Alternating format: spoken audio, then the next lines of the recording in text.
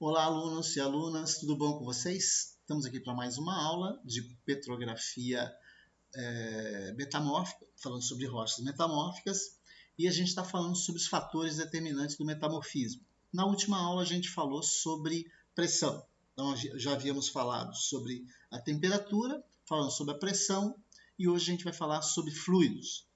Tá? Então vamos lá para o nosso quadro. Bom, continuando então falando sobre fatores do metamorfismo. Então, fatores do metamorfismo, a gente vai falar sobre fluidos. Então, a gente vai falar sobre fluidos.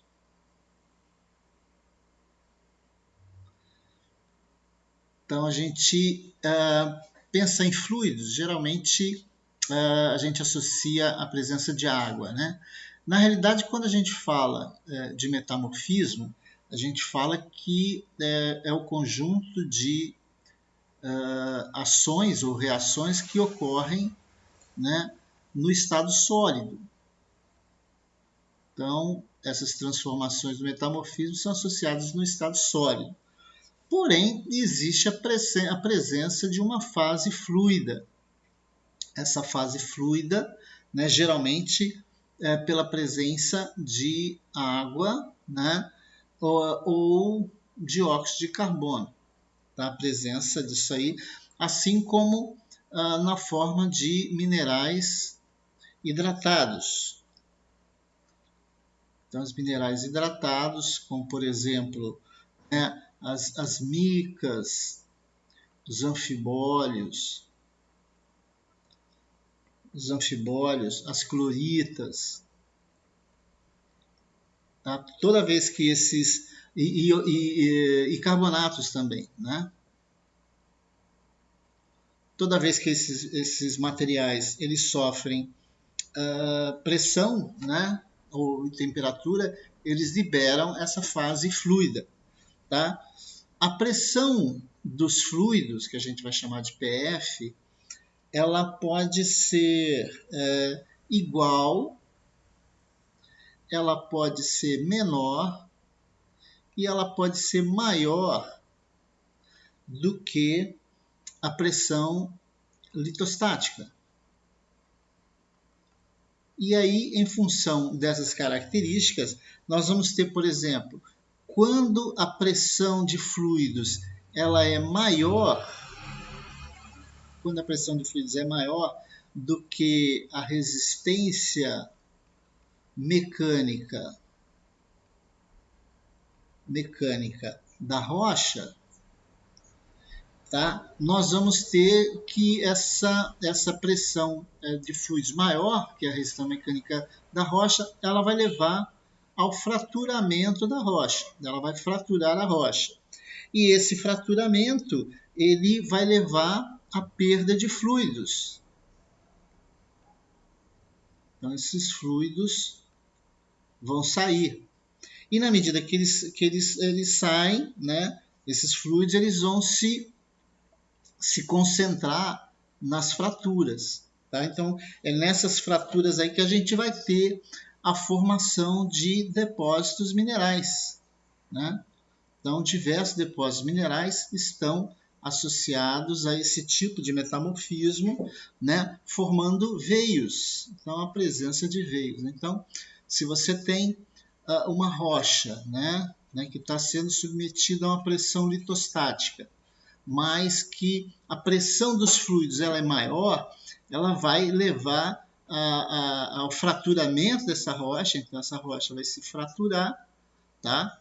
E na medida que ela fratura, né, esse fraturamento leva à perda de fluidos. Então, os fluidos vão sair, né, de alguns minerais e aí eles podem, né, se concentrar nessas fraturas, né, formando veios.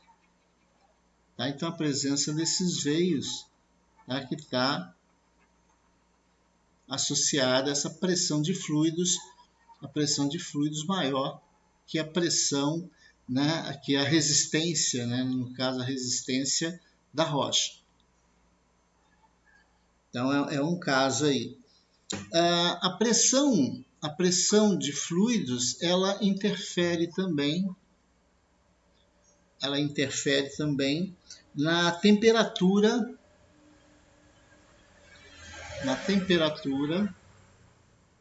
de equilíbrio,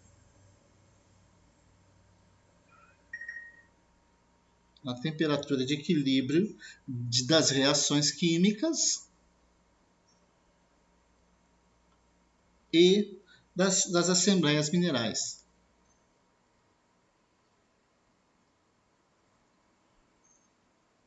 Então você vê que a presença de fluidos na rocha, no protólito, ela pode determinar tanto, né, características, por exemplo, de levar ao processo de fraturas e a presença e esses fluidos eles se instalarem nas fraturas, como a pressão de fluidos interfere na temperatura, aumentando ou diminuindo a temperatura necessária para que haja reações químicas e mudanças nas assembleias minerais ali daquele mineral.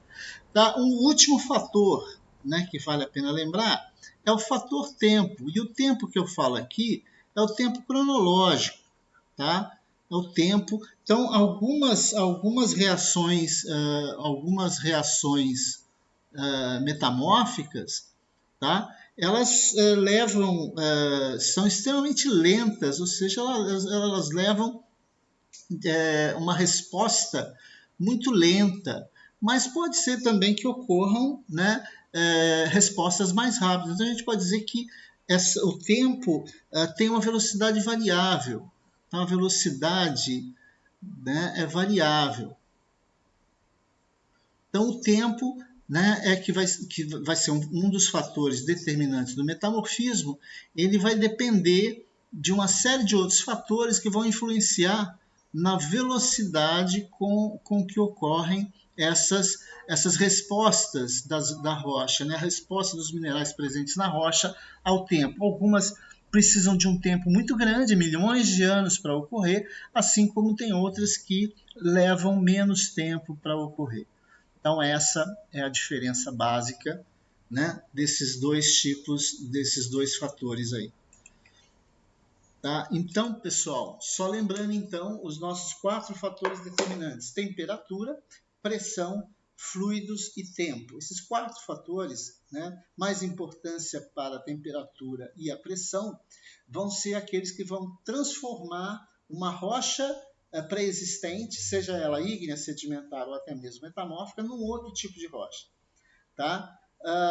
Geralmente as temperaturas têm que ser superiores a 250 graus ou até menos, mas que a pressão seja elevada, tá? Que vão fazer com que a rocha saia do seu equilíbrio e na busca por um novo equilíbrio, né, os minerais se transformam em outros minerais. Vão haver mudanças minerais, transformações minerais. E essas transformações minerais, elas podem ser não só pela temperatura, mas pela pressão, né, exercida na rocha, seja ela litostática ou dirigida, e a presença ou não de fluidos nos minerais presentes nessa rocha. Beleza? Até a próxima aula. Forte abraço a todos.